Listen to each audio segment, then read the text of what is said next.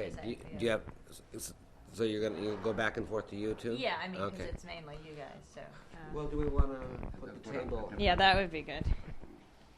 How about if we put it like this, and I'll come closer? Good. Yeah. Okay, very good. That's all right. Much more comfortable. Itu asbak.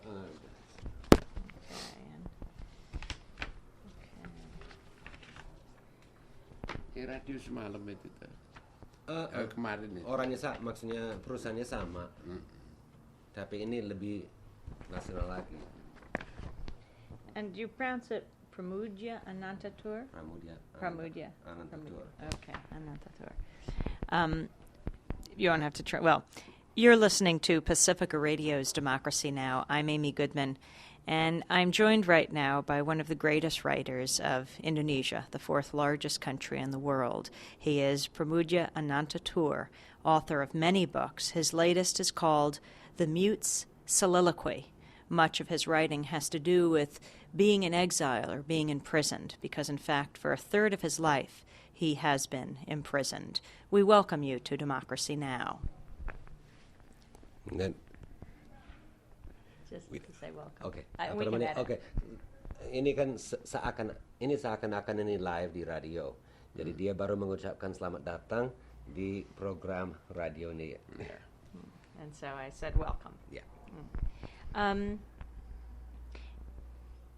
Can you tell us what the mute soliloquy is based on? Can you talk about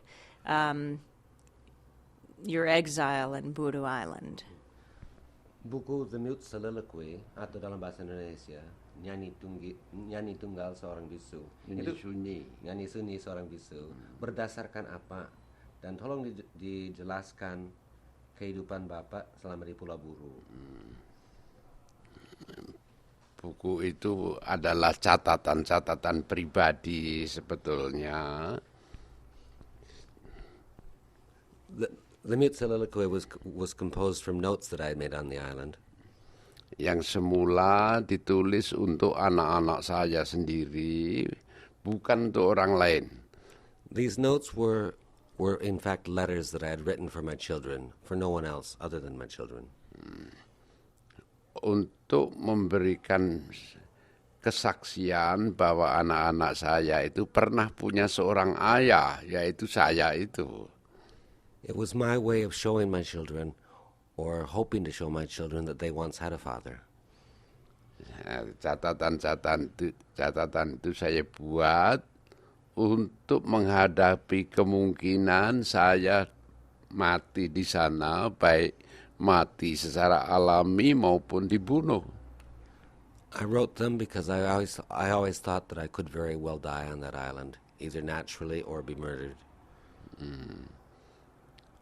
Jadi itu ditulis apabila pengawasan terhadap saya itu kendor atau tidak ada. So I wrote only in times when the military was out of the scene. Begitu selesai ditulis langsung disembunyikan. Karena kalau kedapatan oleh mereka itu akan menjadi jaksa dan hakim sekaligus terhadap diri saya. As soon as I had finished one section, I'd hide it as quickly as possible, for I knew that it would become both my judge and executioner if they were found.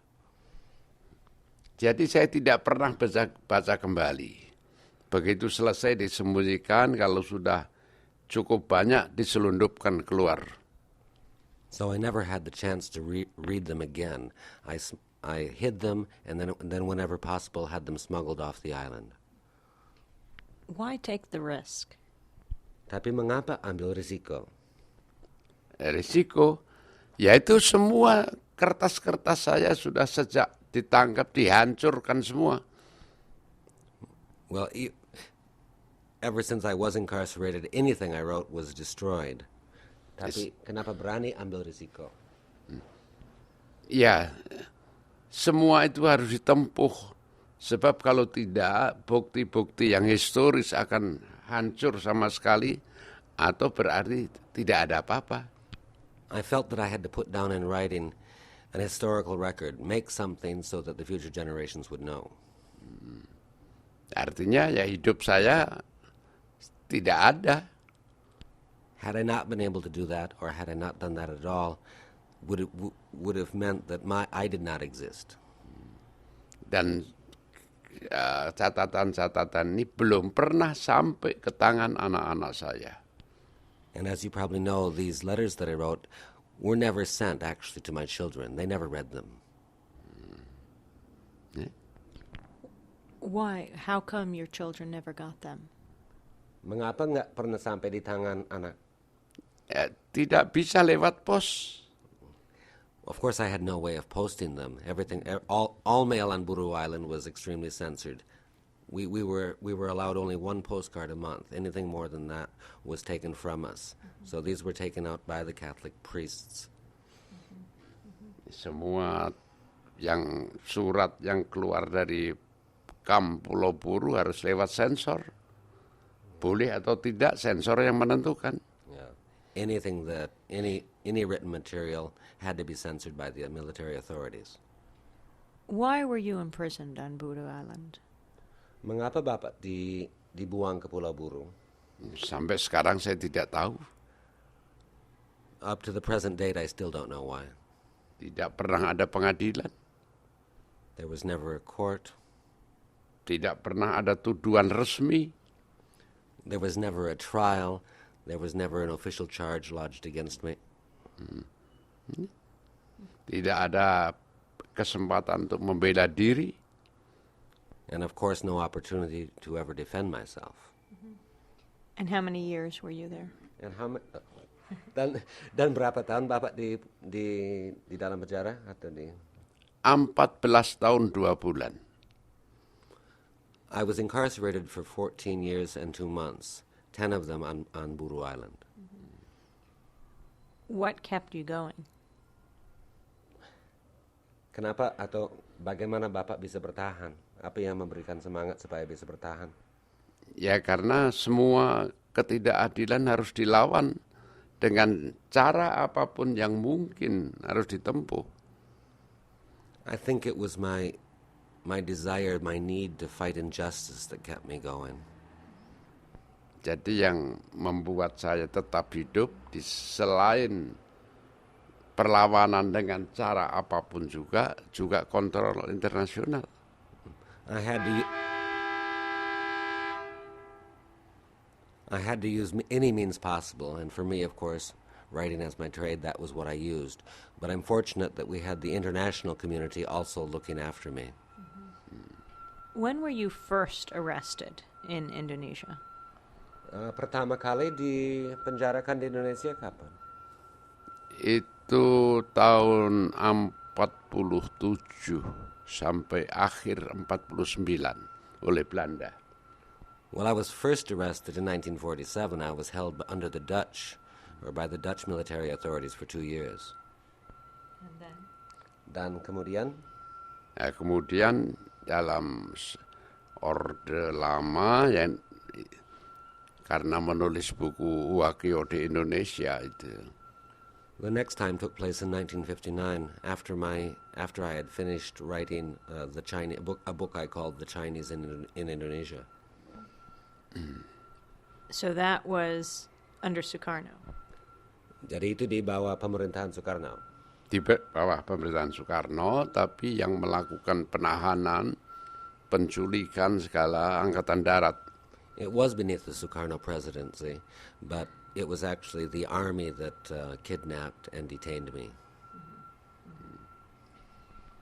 And in that book about discrimination against the Chinese in Indonesia, we see that continuing today. Why?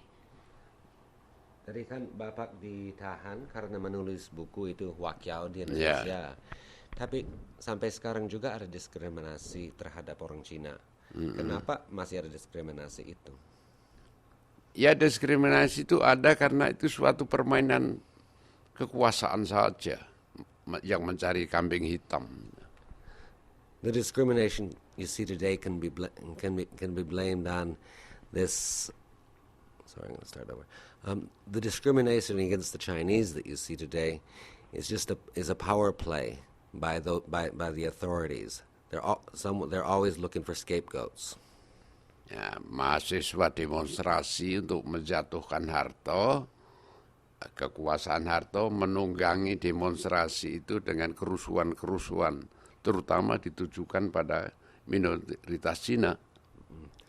After the students rose up against Suharto last year, the authorities tried in any means necessary to distract attention, and one of that was to provoke these riots against the Chinese. Itu bukan pertama kali terjadi. Of course, that wasn't the first time that has happened in Indonesian history.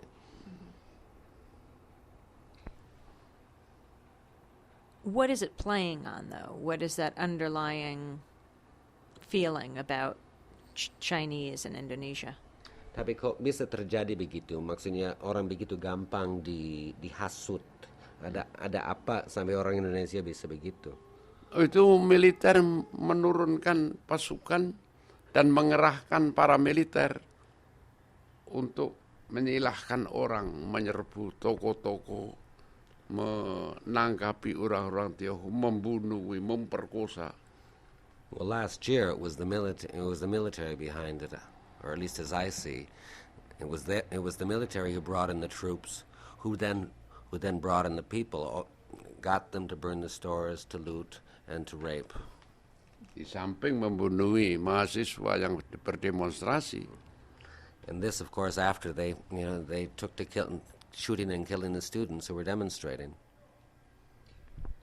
As you learned about the students being killed and the students rising up, what were your thoughts? Waktu Bapak dengar mahasiswa mulai bergolak dan protes mengadakan aksi, itu perasaan Bapak gimana pada waktu itu? Saya gembira sekali. I was extremely happy. Ini suatu kritik dalam bentuk demonstrasi terhadap rezim fasistis militaritis yang sudah berkuasa selama lebih 30 tahun. I saw it finally as a real form of protest against the fascistic and militaristic authorities that had stayed in power in Indonesia for over 30 years. Yeah. May I ask what your thoughts are about East Timor today? Kalau tidak keberatan, saya ingin tahu mengenai pendapat Bapak mengenai Timur. Timur itu sesuatu politik yang dungu menurut saya. Karena negara-negara penjajah sudah melepaskan jajahannya, ini Indonesia dan dalam sejarahnya itu anti penjajahan dan melawan penjajahan, kok menjajah. The situation in East Timor today is the result of mistaken and idiotic policy on the part of the government. Here we have the imperialist countries releasing their colonies, and Indonesia's going in and occupying East Timor. I don't understand it at all. Do you see hope of the occupation ending and East Timor becoming independent? Apakah Bapak dalam masa depan pikir Timur akan independen atau merdeka? Kalau menurut saya sekarang juga harus merdeka. In my personal opinion, I think it should be free right now. Sudah terlalu banyak pembunuhan dilakukan di sana. Pembunuhan yang sama sekali tidak ada artinya dalam sejarah. Too much death has taken place on that island, and for no reason whatsoever. Do the people of Indonesia understand that? Do they learn that as they're growing up? Excuse me. Did they learn what as they about were growing up? what was happening on East Timor? Did they understand too much death going on there? Apakah orang Indonesia pada umumnya mengetahui mengenai pembunuhan dan lain sebagainya di Timur? Orang Indonesia pada umumnya sibuk dengan kesulitannya sendiri. Most Indonesians are paying attention to their own problems. Dan yang menyakitkan itu, rumah kami yang disita oleh kekuasaan ini sekarang dipergunakan untuk menampung serdadu-serdadu Indonesia yang pulang dari tem-tem. Even I myself don't have time to give proper attention to the problem. Coincidentally, however, my home, which was confiscated and taken from me when I was exiled to Buru Island, is now being used as a temporary barracks by the military for the soldiers returning from East Timor.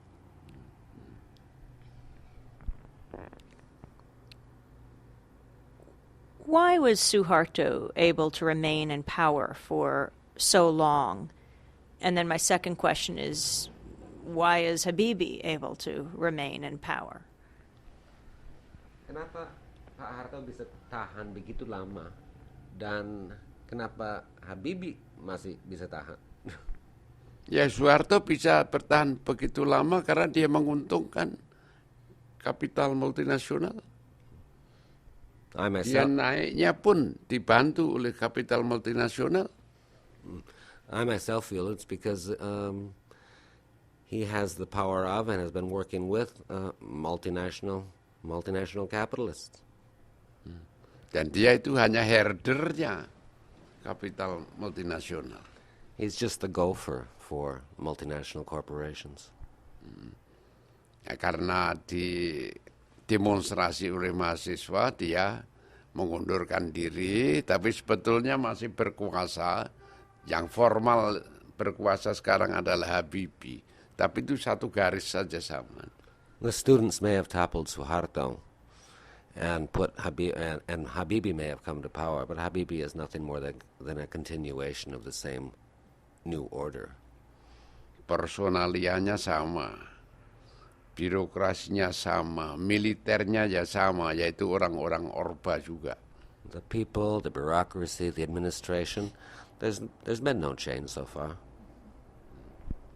So what will lead to the freedom that Indonesians sought from the Dutch, sought when they declared independence?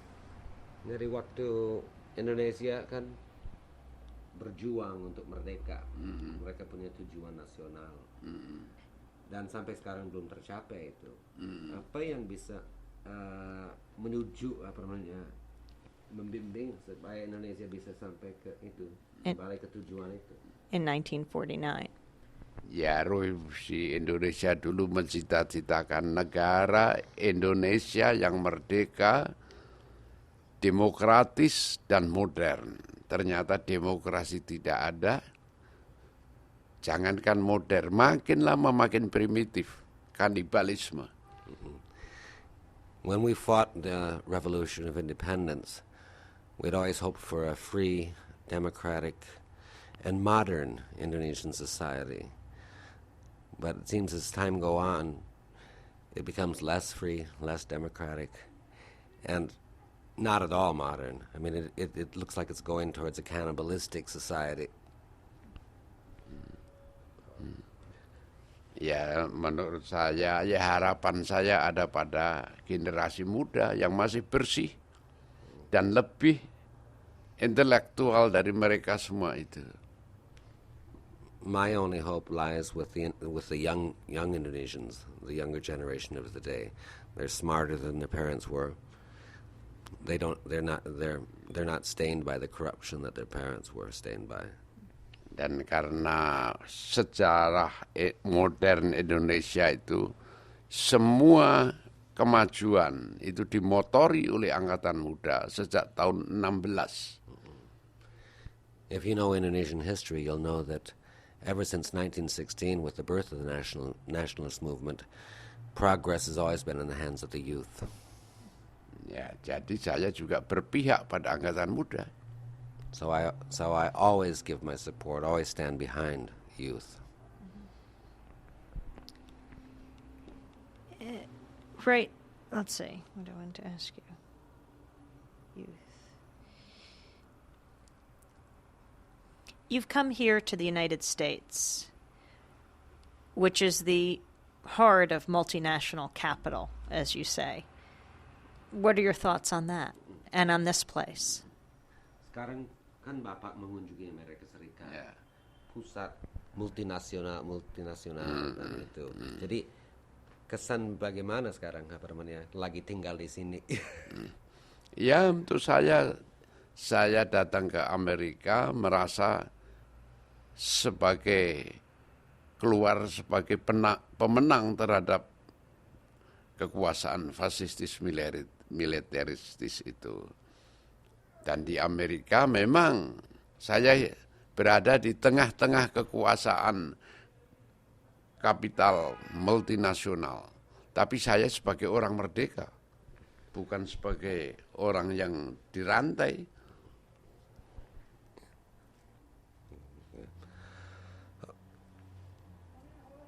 Sorry, okay. That was too long. But I see my departure from Indonesia and my arrival in the United States as a victory over the fascistic authorities that control the Indonesian government. And though I might be in the heart of capitalism, in the home of the multinational, I'm a free man, and I do feel free here.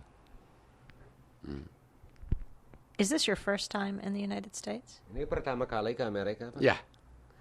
Yes, it is my first time in the United States. How old are you? Umurnya berapa sekarang, Pak? 74. I'm 74 years old. So, as you walk in New York City, what are your thoughts? What are your observations? Jadi kalau jalan-jalan di kota New York ini pikirannya apa? Kesannya apa? Ya, kesan saya melihat ini sebagai perkembangan ratusan tahun seperti ini, yang sekarang ini produk dari perkembangan itu. Well, I see of course I see New York City as the product of hundreds of years of growth. Walaupun dalam perjuangan saya menentang kekuasaan modal multinasional, tapi ini sudah ratusan tahun begini ini. Dengan segala bangunan, segala kehidupan sosial, politik, dan budayanya menjadi begini. Itu sudah wajar. Sebab itu perkembangan ratusan tahun, setapak demi setapak. Well, what I see, I think it's complicated. Okay.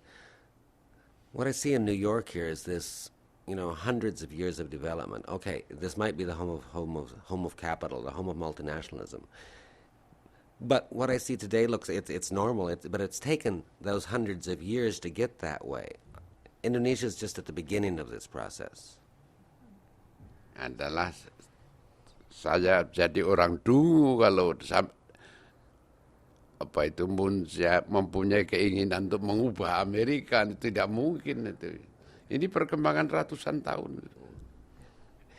If you'd asked me if I could or wanted to change anything about the United States, I'd just be beside myself. This has taken so many years, I couldn't do it. How do you feel that it's this country that has, for so many years, propped up, sponsored, financed the regime in Indonesia that has kept you and so many others in prison? How do you feel? How do you feel that it is this country, the United States? Tapi kok ini kan negara ini kan yang mendukung, support, membiayai pemerintahan di Indonesia. Jadi perasaan Bapak gimana tuh? Ya, saya hanya bisa menganjurkan stop mempersenjatai Indonesia supaya tidak semakin banyak korban. Cuma begitunya saya bisa sarankan. Yeah, my feelings are not important, but if I were to give a bit of advice, it'd be to stop giving any military assistance to Indonesia. Kalau mau bantu angkatan muda. That's if you want to support the young. Biar mereka lebih ringan menuntaskan program reformasinya. Stop the military support. The students can take care of the reform. Tapi ya saya menolak seluruhnya nih kekuasaan ini yang korup dan kejam ini. I want nothing to do with the Indonesian government anymore. Ya terserah, ini suatu seruan saja dari saya ya. Yeah, what can I say? It's up to you, it's up to them to do the job. How did you get out of Indonesia to come here? Ada kesulitan waktu keluar dari Indonesia, bagaimana Bapak bisa sampai keluar? Oh, mudah sekali. Mudah sekali. Tapi itu juga bukan hanya karena Amerika yang mengundang, juga karena kemenangan Angkatan Muda. Saya ikut menjadi pemenang. I myself had no problems getting out of Indonesia. It was very easy, and actually I see that as one result of the students' victory over the Suharto government. Waktu minta visa ke Amerika bukan hanya sekedar visa yang biasa, dapat triple visa. Surprisingly, the United States gave me a multiple entry visa. Will you be going back to Indonesia? Akan kembali ke Indonesia nanti? Ya, setelah perjalanan Amerika ke Eropa baru pulang ke Indonesia. Yeah, after a number of more weeks in the United States and Europe, yes, I will return. Right now, the United States and other countries are bombing Yugoslavia, and they're saying they're doing it to save people there. And yet the United States has provided weapons for so long to Suharto. Why do you think there's that dualism and continues to support the military regime there? Sekarang ini kan Amerika Serikat bersama NATO kan lagi mengadakan serangan pada negara Yugo, mengadakan pemboman di situ. Dan selama puluhan tahun pemerintah Amerika juga memberikan senjata kepada pemerintah Indonesia. Kok begitu ironis? Kenapa itu bisa terjadi gitu? Pikiran Amerika kemana tuh? Kalau senjata ke Indonesia itu jelas. Itu untuk keuntungan modal multinasional dalam menjarah kekayaan alam Indonesia dan menjarah tenaga murah Indonesia. The only way I figure it can be that the weapons are supplied, number one, to help the U.S. multinational corporations, and also to keep the Indonesian people in place so that they can pay low wages. Saya sebagai orang merdeka bicara begini, bukan sebagai tahanan politik. Yeah. Fortunately, I'm free right now. I can talk like this. I'm not a political prisoner. Can other people speak like this in Indonesia? Orang lain bisa bicara ngomong begini di Indonesia? Sekarang mulai bisa, setelah ada gerakan Angkatan Muda. They're beginning to, now that the students have had at least a partial victory over the Suharto government. Malah tuntutan supaya Harto diadili makin hari makin kencang. I see the demand for a trial of former President Suharto growing stronger. What was Suharto's particular reason for despising you?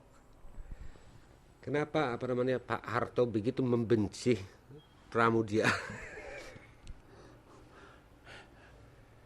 Itu juga saya tidak mengerti.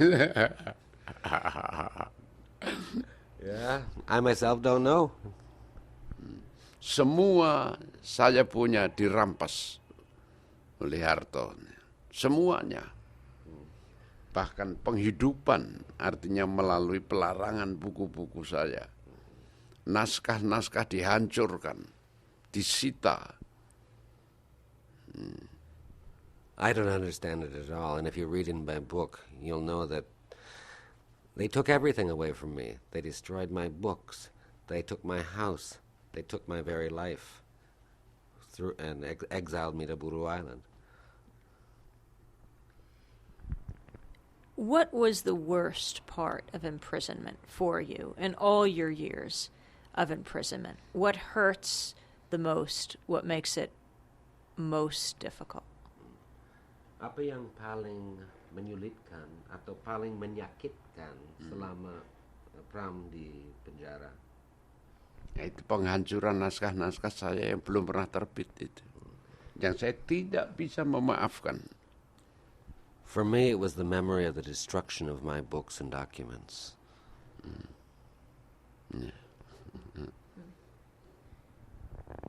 What do you think it is about young people in Indonesia, in East Timor? They're the littlest ones. They have the least power. What gives them the strength to rise up? Generasi muda dapat kekuatan dari mana? Itu kan unsur yang paling lemah di dalam masyarakat. Tapi kok di Indonesia, di Timur Timur, mereka bergerak. Mereka dapat semangat itu dari mana? Ya, saya juga sering katakan, peringatkan pada angkatan muda, kekuatan kalian ada pada waktu bersatu dalam demonstrasi, dalam mempersatukan tuntutan kalian. Di luar ikatan demonstrasi kalian tidak punya kekuatan apa-apa. I keep telling the young people that come to my house to stick together. If they don't stick together, they're going to remain the weak individuals that they actually are. But together and united, they can form a solid front. Karena itu sadari betul-betul kekuatan yang demonstrasi ini. Kekuatan yang dilahirkan karena berdemonstrasi itu. Sebab di luar itu kalian tidak punya kekuatan dan mudah sekali dibantai. So participate in and draw strength from that union. Together, you can do the job. Separately, you're going to be the weak individuals that you are. You have announced your support for one political party, the PRD. Do these elections really have any meaning? Katanya kan Bapak udah memberikan dukungan pada partai PRD. Ya. Tapi apakah pemilu yang akan datang itu punya makna apa tidak? Punya makna, punya arti? Untuk saya tidak ada. Selama birokrasinya tetap orang-orang orba, saya tidak percaya. For myself, I'd say no. As long as the same bureaucracy remains in place, there's not going to be any change. When will there be change?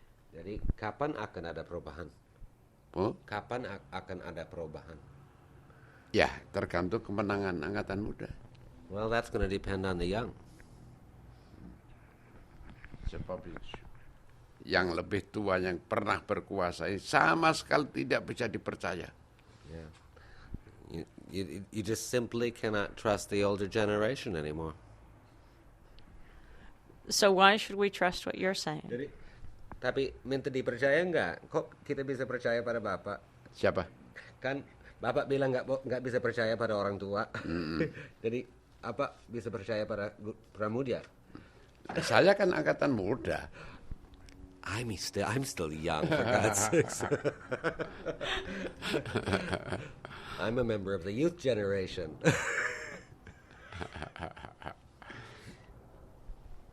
Do you think Megawati Soekarno-Putri represents what her father represented? And did you respect that?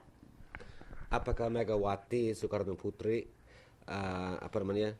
mewakili bapaknya, harapan bapaknya apa tidak?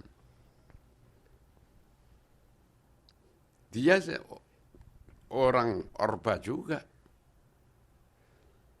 I'm afraid not. She's a member of the New Order too. Dia memainkan peran konfigurasi demokrasi Pancasilanya Harto sebagai anggota parlemen. As a member of the parliament, she was one of the same package with the Pancasilaistic government of the New Order.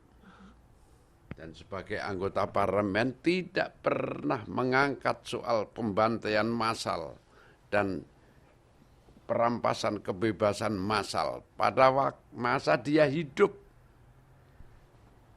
The thing that I always have to ask about Megawati is why, as a member of parliament and now as a politician, she has never never spoken out against the mass killings that took place in 1965. If she is to represent the interests of her fathers, then she would say something about those people who were killed. They supported her father.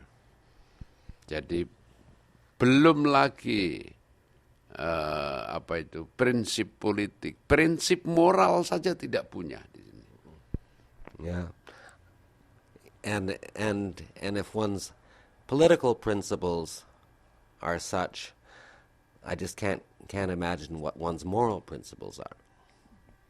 Kalau prinsip moral saja tidak ada, bagaimana kalau main di bidang politik? And moral principles, or acting on a moral principle, is the key to a clean political system. Di samping itu saya tidak pernah lihat Megawati itu punya konsep-konsep apalagi di bidang sosial ekonomi. In addition, I don't see her presenting a platform containing economic or philosophical concepts. Megawati bukan ayahnya. Megawati's not her father. Her father was a very good man. Research has been done here to show that in 1965, in the killings, that the Central Intelligence Agency of the United States gave lists of names of Indonesian dissidents to the military, and they would then go out and kill them, and the U.S. CIA would then just cross them off the list. What do you think about that? Berdasarkan penelitian yang diadakan di Amerika Serikat, ada bukti bahwa CIA membuat daftar orang disiden di Indonesia, dan sesudah peristiwa tahun 65 itu dipakai sebagai dasar untuk pembunuhan orang. Apakah Bapak merasa memang begitu? Dan begitu terjadi? Ya, memang begitu. Dari Kedutaan Besar Amerika Serikat dikeluarkan daftar nama-nama orang melalui seorang kurir kepada Adam Malik melalui seorang kurir pada Harto. Kalau orang dalam daftar ini sudah dibunuh, laporan itu kembali melalui jalur yang sama ke Kedutaan Amerika Serikat. I have heard that the United States did devise a list which was sent by courier to Adam Malik and then on to Suharto. And after the person whose name was on the list was done away with, the report would come back through the same channels to the U.S. Embassy. Ya, sekarang ini nampaknya akan ada gerakan dari keluarga-keluarga yang dibunuh melalui daftar nama itu pada Amerika Serikat. Amerika Serikat mau dituntut. Yeah, I've heard that there are people actually planning a mass action suit against the United States government now. Secara jelas saya belum tahu, saya sudah mulai dengar-dengar itu. Yeah, at this point that's still in the rumor stage though. Indonesians? Families of those killed. Well, here we've spent the great bulk of the interview. Well, here we've spent the whole interview talking about politics. And you are actually known around the world as not only a dissident, but a great artist. How do you put the two together? Ini kok kan saya dikasih kesempatan interview Bapak, saya ngomong politik toh, tapi Bapak juga dikenal sebagai pengarang, bukan saja sebagai aktivis politik. Bagaimana menyatukan peranan sebagai aktivis dan pengarang? Ya, itu satu rahasia yang saya sendiri tidak mengerti itu. Mungkin karena pendidikan keluarga dulu mungkin. I myself don't quite understand how that's ever happened to me, how I've become both an activist and a writer. Saya belum pernah memikirkan justru soal pertanyaan ini. I've never thought about that before, actually. Jadi maksudnya apa namanya? Jadi nggak sengaja menjadi itu aktivis politik, tapi ya, jadi dengan sendirinya saja. Yeah. Saya belum pernah memikirkan ini pertanyaan ini. No, I've never thought about that. It was never my intent to become a political activist at all. I wanted to be a writer. Ini merupakan pertanyaan pertama soal ini. This is the first time anyone's ever asked me that. Well, so you've become both. Are you proud? Tapi kenyataan bahwa Bapak menjadi dua-duanya, apa bangga enggak? Ya, semua yang saya kerjakan berhasil atau tidak, ya itu soal timing saja. Well, I see everything as a kind of a matter of coincidence. It's just a matter of timing that things happen that way. Your whole life chronicles the history of 20th century Indonesia. You were there for the Japanese occupation, for the independence movement of Indonesia, your father and mother before you fighting for independence of Indonesia. Could you just talk a little about that continuum? Riwayat hidup Bapak kira-kira sama dengan riwayat hidup negara Indonesia dan riwayat abad ke-20. Mulai dengan ya gerakan pada awal abad ini, terus pendudukan Jepang, terus ya revolusi dan kemerdekaan dan lain sebagainya. Jadi kehidupan Bapak sendiri mencerminkan abad ke-20. Apa bisa dibicarakan itu sedikit? I just want to say one thing. You don't have to translate. I have to add for just the listeners to understand. Your whole life chronicles the 20th century of Indonesia. Your parents fighting for independence of Indonesia, you fighting against the Dutch, against the Japanese occupation, then the Dutch again, then independence, then the militarism, the military regime of Suharto, which imprisoned you for so much of your life.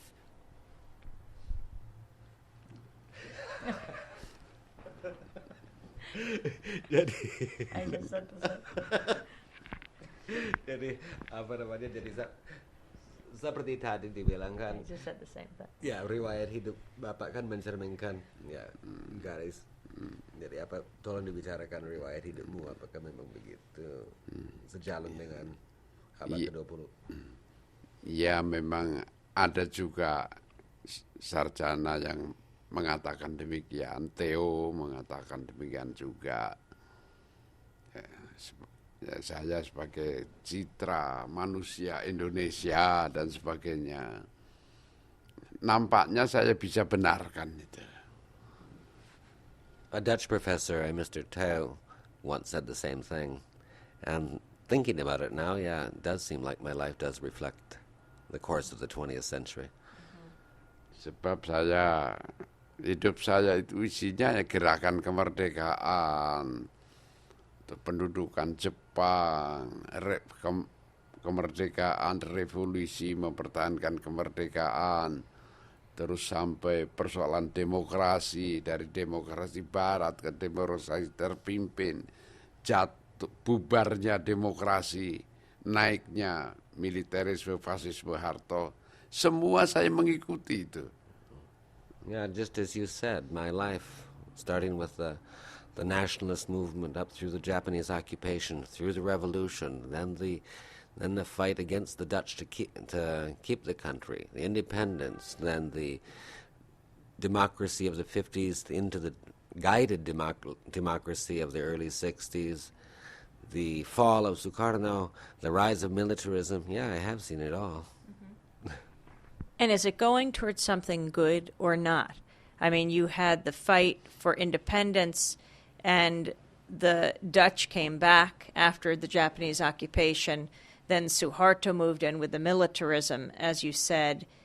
Are you going toward some kind of light or not? Maaf ya. Jadi ini sorry. Jadi gimana ya? Ini menuju kemana? Apakah di bola gelinding begini itu akan berhenti di mana? Pada tempat yang terang, yang bumi yang damai itu, apakah kemana nih? Ya, itu yang menjawab sebetulnya bukan saya lagi, tapi angkatan muda.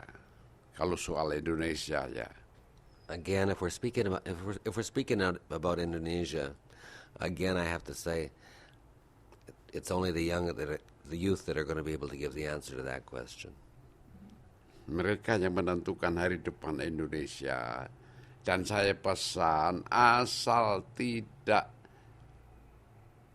mengulangi kekeliruan Orde Lama maupun Orde Baru, menjadi dirinya Indonesia yang mandiri. As long as they don't make the mistakes of both the old order and the new order, but determine the course of their own, I think we have a chance. And here you are, a young man in America today. What is your message?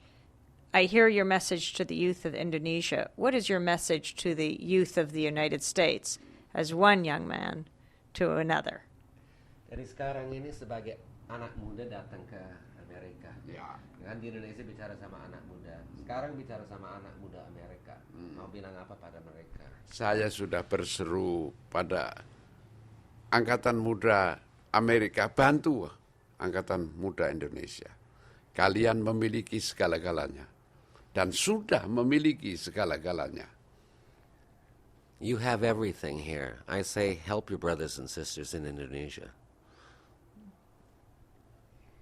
Any other thing you would like to say? Ada tambahan, mau dibilang apa lagi? Ya, saya mengharapkan hubungan Indonesia dengan Amerika itu supaya diubah yang lebih manusiawi.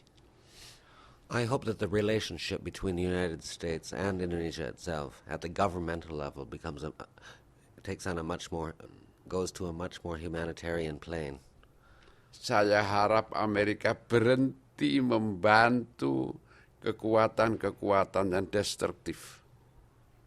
I hope that the United States will resist from assisting any more the destructive forces that are in power there. And the World Bank, the IMF, what kind of role do you see them playing in Indonesia today? Dan Bank Dunia, International Monetary Fund, peranan apa yang akan mereka mainkan di Indonesia? Ya, sekarang ini peranannya membantu. Apakah mereka bisa, maksudnya apakah mereka bisa punya peranan yang lebih baik di Indonesia? Saya kira stop bantuan pada kekuasaan Indonesia sekarang. Stop sama sekali. Bukan hanya senjata, juga uang. Well, I just say stop assisting Indonesia. Cut out all the aid. Then who will prevail? Jadi tapi kalau mereka berhenti, jadi siapa yang menang nanti? Kita tunggu dulu. For that, we'd have to wait and see, of course.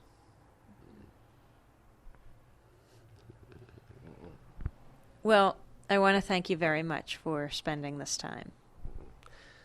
Terima kasih memberikan kesempatan buat saya. Ini ditutup saja, bau apa mulut saya? Oh, apa? Kok ditutup saja hidungnya? Oh, enggak. Karena nggak bisa dengar. Gosh, do I have bad breath? you keep putting I go like yeah.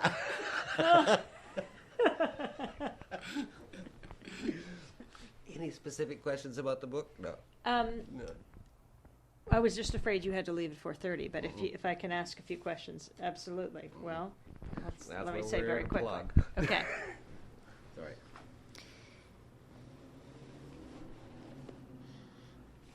Dari 1-2 pertanyaan lagi mengenai khusus mengenai bukunya. The Mute Soliloquy. Why did you choose that title? It's not a. I chose the Direct title. translation. Yeah, it's not a direct translation. Yeah. I chose the title. But how about the Indonesian? Okay. What's the Indonesian just a title? second. Nyanyi sunyi seorang bisu. Mengapa dipilih judul itu? Ya, sebagai tapol itu kan tidak punya suara apa-apa. Lantas kehidupannya itu kan sunyi sekali. Yeah. As a political prisoner, I had no voice. Living in Buru Island I was completely lonely man. Itu judul aslinya. Of course, the Indonesian original is somewhat different from the English translation.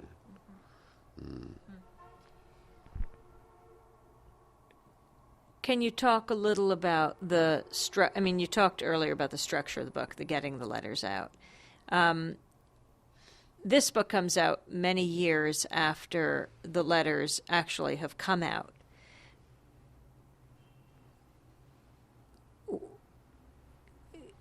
Can you talk about still the message of the book so many years after you were imprisoned?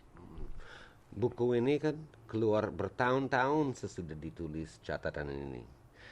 Apakah di dalam bentuk catatan Bapak dituliskan bertahun-tahun lalu. Ya. Sekarang baru keluar bukunya. Ya. Apakah ada masih yang bisa disampaikan melalui buku ini? Ya. That's his wife. Oh, okay. Ya, pada awalnya. Hi, Amy. Hello, what are you doing here? You guys know I each can't other. believe I know. I was going What to try are to you set up an doing interview here? with you with Prom, but they said that Pacifica was doing it in San Francisco. Oh, no. Oh, my God, what are you doing here? Playing tour guide. We got about a couple more minutes. Okay. Okay. 2 more minutes. Yeah. Oh, my God. Yeah. Yusuf. Yeah. Yeah. Oh, you know that guy. Okay. Oh yeah, you were asking a question. Yeah, Not The letters. yeah. What was the Catatan-catatan itu dimaksudkan untuk anak-anak saya. Kalau itu ada gunanya dibaca oleh bukan anak-anak saya, itu merupakan nilai lebih. I wrote all those notes for my children, and if now, in their English translation, people find something in them, it makes me all the more happy. You were on Buddha Island for how many years? Was it 14? Bapak di Pulau Buru berapa tahun? 10 tahun. I was 14 years in prison, but I was only 10 years in Buru Island. Sebagai rombongan pertama masuk Buru, sebagai rombongan terakhir keluar dari Buru. I was in the first wave of prisoners sent to Buru and the last wave of prisoners that were returned to Java. What was your release like? How did you feel when you were released? Can you describe the day? Pada hari dibebaskan, perasaan Bapak apa? Oh, itu ada ceritanya. Waktu dibebaskan, semua harus menandatangani surat pernyataan tiga buah yang sama isinya, bahwa mereka diperlakukan dengan baik di Pulau Buru. Kalau tidak menyerahkan surat pernyataan, tidak bisa naik kapal. There's a funny story in that. On the day of my release and that of the other prisoners, we were all told or forced to sign a document that stated that we had been treated well. If we did not sign that document, we were not allowed on the boat. Mereka sudah naik, kami rombongan beberapa orang tidak juga dapat izin naik. But there were a few of us who remained on land and were not allowed to get on the boat. Kemudian Komandan Buru datang khusus pada saya mengatakan Pak Pram akan pergi naik kapal langsung ke Jakarta. The military commander came over to me and said, "Come on, Pram, we'll put you on a boat that goes directly to Jakarta." Nah, karena sebelumnya saya sudah membuat rumus, kalau Orba mengatakan X artinya minus X. Yeah, because I'd already put together a formula that if the New Order government says X, then the real meaning must be minus X. Jadi saya waktu itu sudah berpikir saya akan tidak dibawa ke Jakarta. So what I assumed the man meant was that I would not be taken to Jakarta. Nah, setelah komandan buruh bicara sama saya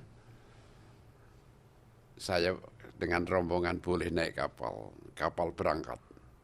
But finally, after that talk with the commander, I was allowed to get onto the boat and leave for Jakarta. Dan ternyata rumus saya benar. Tapi nggak benar juga. Kalau berangkat kan bapak bilang nggak. Tidak ke Jakarta artinya. And I was right, because we didn't go directly to Jakarta. Ya, sampai di utara Madura kami diturunkan dari kapal. Yeah. North of Madura, off the island of Java, we were disembarked from the boat. Kapal meneruskan perjalanan ke Jakarta. The ship then went on to Jakarta. Kami naik bis perjalanan darat masuk ke pedalaman. And we were put on buses taken across Java through the interior. Kami sudah menduga kami akan disembunyikan di Nusa Kambangan. We assumed that at that time we would be taken back to Nusa Kambangan Island, another penal colony off the south coast of Java. Tapi waktu di pelabuhan sebelum kapal berangkat, itu ada saksi dari gereja Katolik. But fortunately at the dock when we landed, there was a Catholic priest standing there. Jadi mereka ini melaporkan ke Ambon ke dunia internasional, sehingga waktu kapal berangkat sudah ada berita di dunia internasional bahwa ada sebagian rombongan yang dipisahkan. But fortunately, when we arrived in Surabaya, there was a group of Catholic missionaries waiting for us at the dock. They saw that we had landed there and not been taken to Jakarta. They wired Ambon, they wired the international press, and so it was soon all over the world that a separate group had been taken from the ship. Jadi sampai di Magelang, rombongan kami yang naik bis dimasukkan ke penjara di Magelang. The bus finally went to Magelang, where we were put in military prison first. Di situ menunggu, lantas pindah lagi ke tempat lain, baru kemudian dibawa ke Semarang, dan di situ dengan kesaksian duta-duta besar luar negeri, kami dibebaskan di Semarang. There we waited, then we're transferred again. Then finally a ceremony was held. Present there were foreign ambassadors from Jakarta for our official release. Jadi rencana untuk menyembunyikan kami di Nusa Kambangan gagal. So what I think was their plan, that being to send us to Nusa Kambangan, failed. Dari Semarang kami dibawa dengan bis ke Jakarta, masuk lagi ke penjara lama Salemba, dan besoknya baru dibebaskan. Yeah, we got on another set of buses. We were taken to Jakarta, put back into prison where we started. That means Salemba prison, and the next day we were finally released. Finally, the community of prisoners on Buru Island. Can you talk about who they were? Terus orang-orang Tapol yang di Pulau Buru, mereka dari golongan atau kalangan apa? Mereka orang apa yang di situ? Ya, ada golongan nasionalis, petani, golongan agama, petani biasa, anak-anak sekolah. There were all sorts of people. There were the nationalists, there were farmers, there were even school children there. Ada juga anggota parlemen, ada juga orang dari CCPKI sendiri. There were a number of people from Parliament. There were a number of members of the Central Committee of the Indonesian Communist Party. Ada yang tidak tahu sesuatu juga dibuang di sana. And then, of course, there were the many innocent people. And what kind of community did you form? Jadi berhasil membentuk sebuah komunitas di situ. Ya. Jadi dan komunitas macam apa yang dibentuk di situ? Ya. Komunitas macam apa yang dibentuk di Pulau Buru? Komunitas. Ya, I mean, was that group of people important? Was that group of people important to your survival? Apakah karena komunitas ini Bapak bisa survive juga? Bisa. Maksudnya saling membantu dengan saling membantu gitu. Semua kami membuat kelompok-kelompok dengan tugas masing-masing ya untuk saling membantu. Kalau ada yang sakit dibelikan obat-obatan, bukan dari kekuasaan, bukan. Makan cari sendiri ya dengan jalan bantu membantu itu. That's the only way we survived. We established work units with their own responsibilities. When a prisoner was sick, the others would take responsibility for obtaining medicines. Of course, not from the authorities, but through their own means. That's the only way we survived. Kalau tidak ada semangat bantu membantu, tumpas semua. Without that help, we probably all would have died. I gotta go. Okay, that's good. That's all I'm just going to insert that at the beginning. Well, thank you again very much. So you guys are friends. Yeah. And did you come over with him? No, I'm looking for him now. I didn't know that. Well, I haven't been here for long. Since January. Oh, really?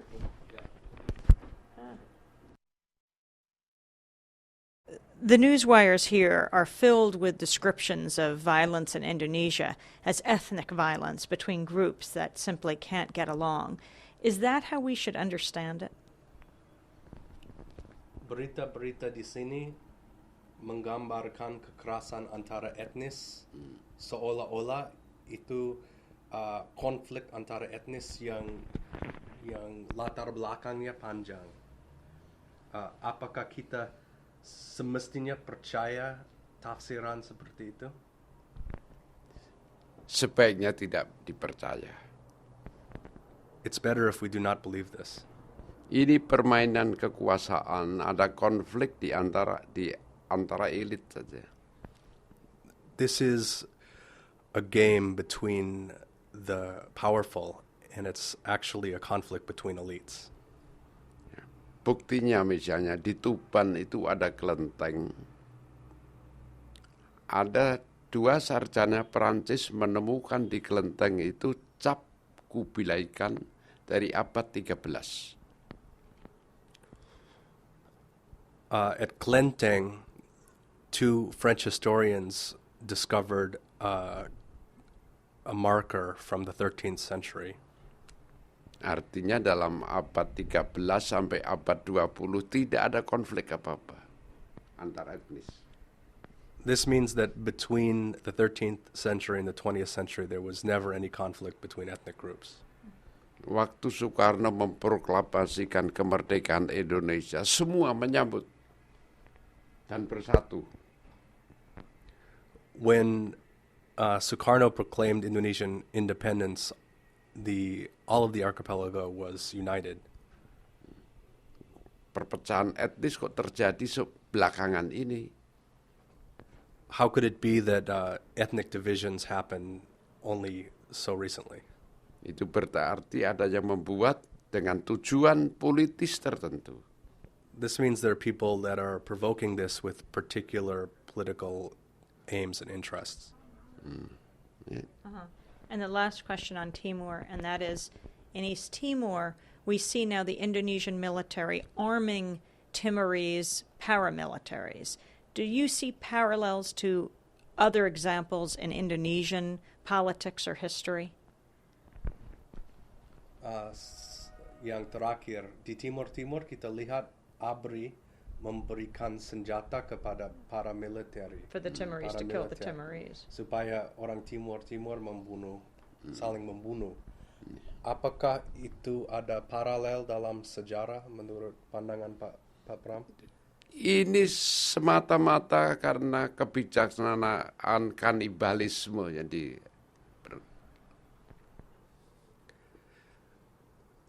This is no more than a policy of cannibalism. Primitif. Sebab kanibalisme itu Indonesia baru meninggalkan kanibalisme baru 170 tahun. 170 tahun. Ya? 170 tahun. It's primitive because Indonesia gave up cannibalism 170 years ago. Pada masanya kanibalisme itu membunuh orang, dagingnya dimakan untuk mengambil kekuatannya. At the time, people killed and ate other humans to take their power. Sekarang kalau membunuh penduduk desa itu memang tidak dimakan dagingnya, tapi dia merasa menjadi lebih besar, lebih kuat. Now, if you kill villagers, their flesh is not eaten, but it's done so that one feels stronger and bigger. Okay.